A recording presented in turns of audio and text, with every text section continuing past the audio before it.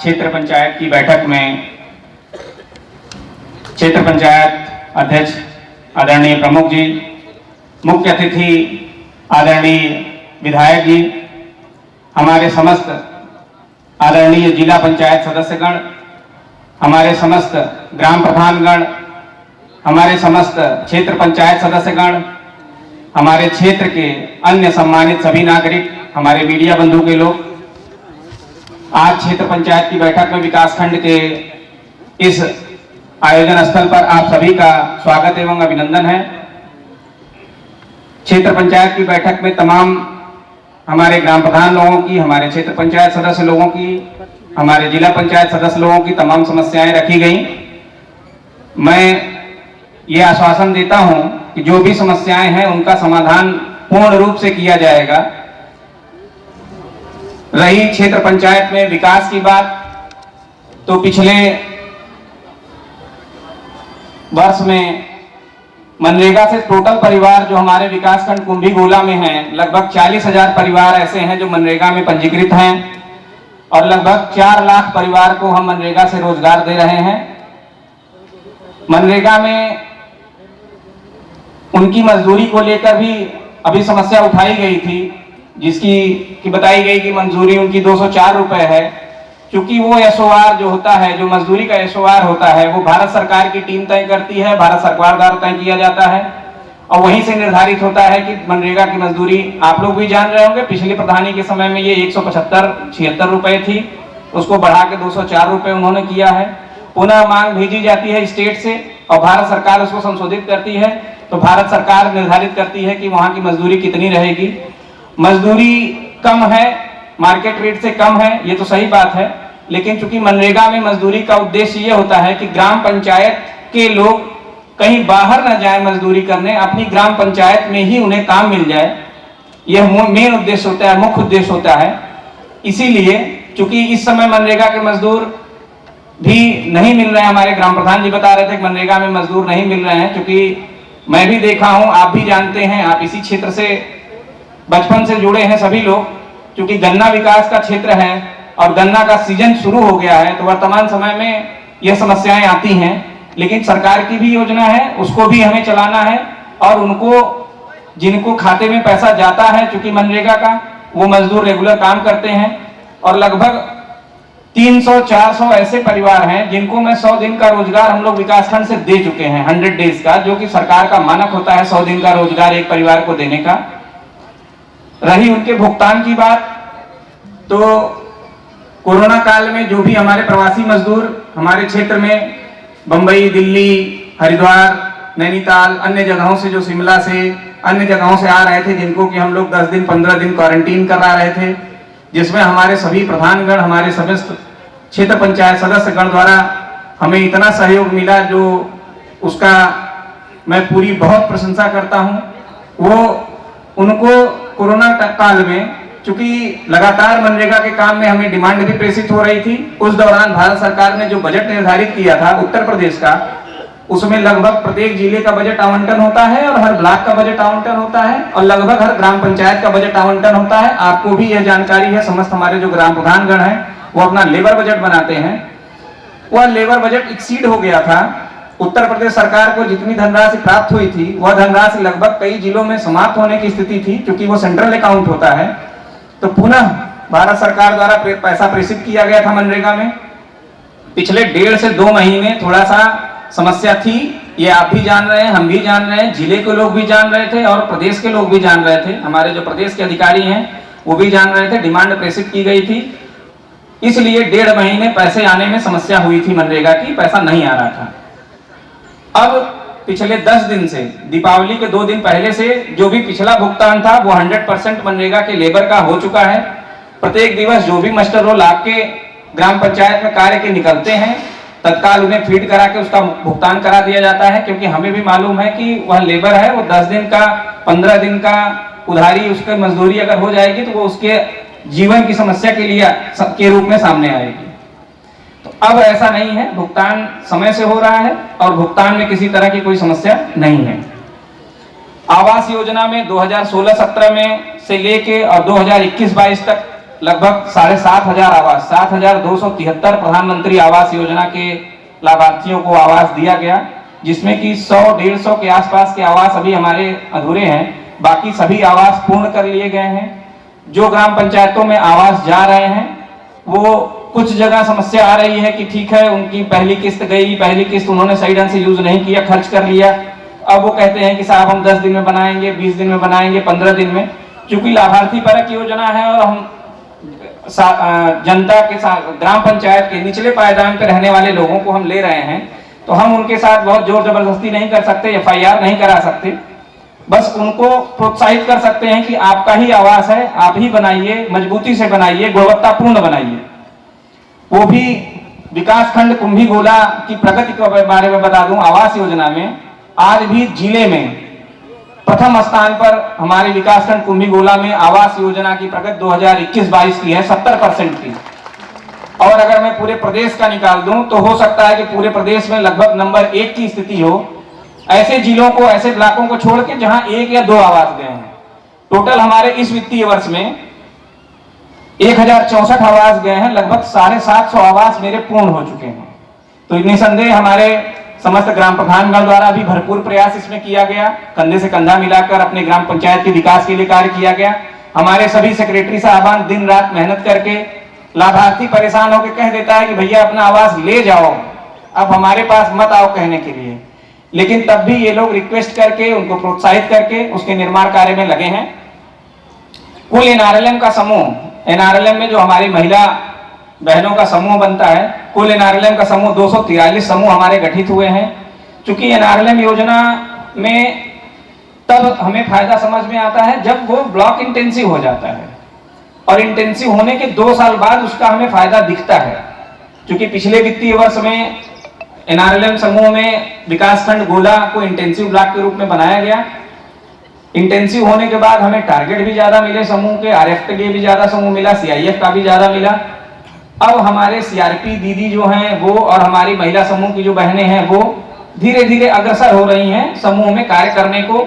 2 से 3 साल बाद आप देखेंगे कि यही समूह हमारे अच्छा व्यापार करेंगे।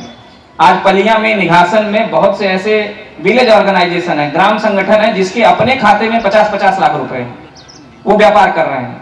तो NRLM समूह में आगे का भविष्य, अगले 2 साल का भविष्य, जो इस इधर की मेहनत हो रही है उसका फल हमें 2 साल 1.5 साल बाद दिखेगा समूह में। जो समूह के मैक्सिमम काम हमारे, एक जो है ड्राई राशन का काम हमारे स्वयं सहायता समूह की महिलाएं कर रही हैं, सामुदायिक शौचालय की सफाई का काम कर रही हैं, जिसको कि हमारे ग्राम प्रधानगण देख रहे हैं। हम अपने ग्राम प्रधानगण से एक ये भी सफाई के संदर्भ में अनुरोध करना चाहेंगे कि जो हमारे शौचालय की साफ सफाई स्वयं सहायता समूह की महिलाएं कर रही हैं, उसकी थोड़ा आप भी मॉनिटरिंग करिए। ग्राम पंचायत में आप भी हैं, हमारे सेक्रेटरी साहबान भी कर रहे हैं। साफ सफाई जो समूह कर रहा हो उसी समूह को भुगतान किया जाए, साफ सफाई न करने वाले समूह को भुगतान किसी भी दशा में न किया जाए। अगर वो साफ सफाई न करता हो तो उस समूह को रिजेक्ट करते हुए अगले समूह का प्रस्ताव भेजें, लेकिन उसमें किसी भी प्रकार का पक्षपात, क्योंकि वो आपकी ग्राम पंचायत की ही बहनें हैं, माताएं हैं जो हमारे समूह की हैं, और वही साफ सफाई करें। तो पक्षपात पूर्ण वाली स्थिति न रहे, उस पर आप थोड़ा सा मॉनिटर कर लें। कुल हमारे 283 समूह हैं, जिनमें रिवॉल्विंग फंड 220 समूह को दिया गया है, CIF का फंड 127 समूह को दिया गया है, तथा ऐसे 161 समूह हमारे हैं जिनको क्रेडिट लिंकेज, लोनिंग का दिया गया है, जो अपना काम कर रहे हैं। और तमाम हमारे समूह हैं जो सब्जी उत्पादन का काम, फल उत्पादन का काम, मसाला बनाने का काम, जो कि पिछली बार जो यहाँ पे प्रदर्शनी लगाई गई थी, माननीय विधायक जी भी आए हुए थे, उनका आशीर्वचन सबको प्राप्त हुआ था। उस समय भी हमारे समूह अपने अपने प्रोडक्ट के साथ यहाँ पे स्टॉल लगाते हैं, उन्होंने भी उन लोगों को प्रोत्साहित किया था। स्वच्छ भारत मिशन एक ऐसी योजना है जिसमें कि माताओं बहनों की गरिमा से जुड़ी योजना है, जिसमें कि हमारे ग्राम प्रधानगण, हमारे सेक्रेटरी साहबान काफी मेहनत किए हैं। 2016 से अब तक लगभग 29,825 शौचालय का लक्ष्य था, और हम 28,900 शौचालय निर्माण कर चुके हैं। और इसका लाभ आपको अब ग्राम पंचायत में हम स्वयं महसूस करते हैं कि जब भी गांव पंचायत में जाते हैं, आज के 5 साल पहले आप ग्राम पंचायत में जाते थे और आज जाते हैं, तो स्वच्छता और सफाई के मामले में अब कोई ऐसी पगडंडी नहीं रहती थी जिसमें आप सोचते थे कि अच्छा चले ऐसे। बहुत आगे कम देखना पड़ता था, नीचे ज्यादा देखना पड़ता था। अब वो स्थिति नहीं है। मैं मानता हूं कि चीजें सैचुरेट नहीं हुई हैं, क्योंकि सैचुरेशन की स्थिति नहीं होती है कभी भी। कुछ परिवार हमारे अलग हो रहे हैं, कुछ हमारे आवास की योजना वाले लाभार्थी हो रहे हैं, उस समय के कुछ परिवार छूटे हुए हैं। धीरे धीरे उसका लक्ष्य शासन से प्राप्त हो रहा है, हम उसी लक्ष्य के सापेक्ष हम उनको शौचालय उपलब्ध करा रहे हैं। अभी हमारे पास 1573 शौचालय का लक्ष्य आया था, जिसमें 657 हमारे पूर्ण हो गए हैं, जो NLOB सेकंड में, और बाकी की हमारी प्रगति चल रही है। खाते में पैसा लाभार्थी के सीधा जिले से ही जाएगा, ये भी आप जान रहे हैं। उनका खाता लेके फीड कराया जा रहा है, किसी तरह की कोई भ्रष्टाचार की स्थिति नहीं है कि नहीं कोई आरोप प्रत्यारोप की बात हो। लाभार्थी के खाते में जाएगा, लाभार्थी स्वयं बनवाएगा, बनवा के एक किस्त 6000 का उपभोग करके वो हमें बताएगा कि हमने एक किस्त बनवा ली। हमारे सेक्रेटरी साहबान उसमें उनको प्रोत्साहित भी करेंगे, और जब निर्माण पूर्ण हो जाएगा तो अगली 6000 की किस्त उनको दी जाएगी। हमारे सभी ग्राम पंचायतों में राज्य सरकार द्वारा और 14वां वित्त केंद्र सरकार द्वारा सामुदायिक शौचालय की योजना है। ऐसे मजरे, ऐसे क्षेत्र जहां पे ग्राम पंचायतों में मेला लगता है या फिर बैठकें होती हैं, या फिर जहां पे कुछ परिवार ऐसे थे जहां पे शौचालय उनको नहीं मिल पाया था, ऐसे जगह पे सामुदायिक शौचालय निर्माण की ही योजना थी, जो हमारे 74 ग्राम पंचायत में थी। 74 ग्राम पंचायत में पूर्ण है। क्योंकि सामुदायिक शौचालय हम अपने ग्राम प्रधान जी लोगों से कहेंगे कि थोड़ा सा आप करते हैं, थोड़ा सा इस लेवल पे मॉनिटर करिए कि कुछ ग्राम पंचायत में आज भी ऐसे बच्चे, ऐसे बड़े लोग अराजक तत्व के रूप में हैं, जो जाके उसकी टंकी टोटी तोड़ देते हैं, ये कर देते हैं। और जब हम जाते हैं या कोई जनप्रतिनिधि भी जाएगा तो कहेगा कि अच्छा ये लगा ही नहीं था, ये टूटा हुआ है, ये इसका मतलब सही ढंग से बनाया नहीं गया था। थोड़ा सा मॉनिटरिंग आप उसकी भी करें।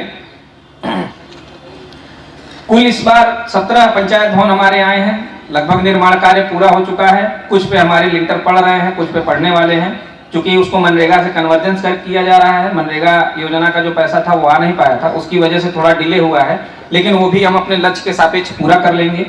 किसान सम्मान निधि के में लगभग 55,000 के आसपास का सम्मान निधि का पैसा उनके खाते में जा रहा है। क्योंकि जो किसान सम्मान निधि में जिनका अकाउंट खराब गड़बड़ है या अकाउंट गलत फीड हो गया है, क्योंकि वो पासवर्ड या वो OTP वो अपने DDAG साहब के यहाँ आती है, तो उसके संदर्भ में आप हमें एप्लीकेशन दे सकते हैं। वो एप्लीकेशन हम लगा के हम यहाँ पे ADO साहब है, इनके मार्गदर्शन में, इनके थ्रू हम जिले पे पहुंचवा देंगे, जहाँ पे उसका सुधार हो जाएगा। बाकी अन्य किसी भी विभाग की, चाहे वो शिक्षा विभाग हो, चाहे सिंचाई विभाग हो, चाहे विद्युत विभाग हो, किसी भी अन्य विभाग की समस्या है, हमारे ग्राम प्रधानगण, जैसे एक होती है पहली नागरिकता, आप सभी विभागों का काम देखते हैं, लेकिन पहली नागरिकता आपकी विकासखंड की है। तो आप अपने विकासखंड में किसी भी विभाग की, आपके ग्राम पंचायत में अगर राजस्व की भी कोई समस्या हो रही हो तो एक बार हमें भी अवगत कराएं, ताकि हम तहसीलदार साहब से रिक्वेस्ट कर लेंगे, SDM साहब से रिक्वेस्ट कर लेंगे, देखिए ये ग्राम पंचायत में प्रॉब्लम है राजस्व के संबंध में। बाकी अन्य किसी विभाग की समस्या आ रही हो तो आप हमें निश्चिंत होकर आके बताएं, उस समस्या का समाधान हम करेंगे। गोला देहात के माननीय प्रधान जी अभी बता रहे थे, तो जल निगम के JE साहब को मैं कल बुलवा लेता हूँ, कल डिटेल करता हूँ मैं उनको, जो लीकेज की प्रॉब्लम है मैं उसका पत्र बनवाता हूँ CDO साहब के लिए और उसको भिजवाता हूँ, समस्या का समाधान करेंगे। इस प्रकार कोई भी ग्राम पंचायत की कोई भी प्रॉब्लम, कभी ऐसा नहीं रहा हो कि कोई ग्राम प्रधान आए हों और उनकी समस्या ना सुनी गई हो, या हमारे किसी सेक्रेटरी ने उनकी समस्या ना सुनी हो। ऐसा बहुत, मतलब मैं ये तो नहीं कहूँगा कि मैं गारंटी ले रहा हूँ, लेकिन ऐसा नहीं होता कि इस तरह की कभी कोई बात हुई हो। समाधान के लिए ही हमें सरकार द्वारा भी यहाँ पे बैठाया गया है कि आपके समाधान हो, ग्राम पंचायत का चौतरफा विकास हो, उसमें आप लोग बढ़ चढ़ के हिस्सा लीजिए। और क्षेत्र पंचायत की पिछली कार्य योजना में जो बैठक की गई थी, उस कार्य योजना में काफी कार्यों का टेंडर किया गया था, जिसका कि लोकार्पण अभी माननीय विधायक जी द्वारा और माननीय प्रमुख जी द्वारा किया जाएगा। और आज की जो ग्राम पंचायत की कार्य योजना की बैठक की जा रही है, इसमें भी कुछ कार्यों को लेते हुए वो 100% कार्य पूर्णता कार्य शुरू करा दिया जाएगा, जिससे कि जो भी क्षेत्र की समस्याएं हैं, जो हमारे साल भर से क्षेत्र पंचायत के कार्य बंद पड़े थे, वो कार्य शुरू हो जाएं, और वो कार्य शुरू होने से उसका लाभ आपको भी मिलेगा। एक और मुद्दा आता है कि क्षेत्र पंचायत की बैठक होती है तो मानदेय का मुद्दा आता है, क्योंकि आप भी जान रहे हैं ग्राम पंचायत में जो भी भुगतान हो रहा है वो डोंगल के माध्यम से हो रहा है, वो संबंधित जो भी फर्म होती है उसके खाते में होता है। पिछली बार की जो बैठक हुई थी उसमें हमने सभी क्षेत्र पंचायत सदस्य लोगों का खाता संख्या मंगवाई थी। लगभग 97 लोगों का अकाउंट हमें प्राप्त हुआ है। बाकी जिनका प्राप्त हुआ था वो जो फोटो स्टेट दिए थे वो पठनीय नहीं थे, तो आज मैं सभी से अनुरोध करूंगा कि जो अवशेष बचे हैं उसकी सूची भी वहां रखवाए हैं।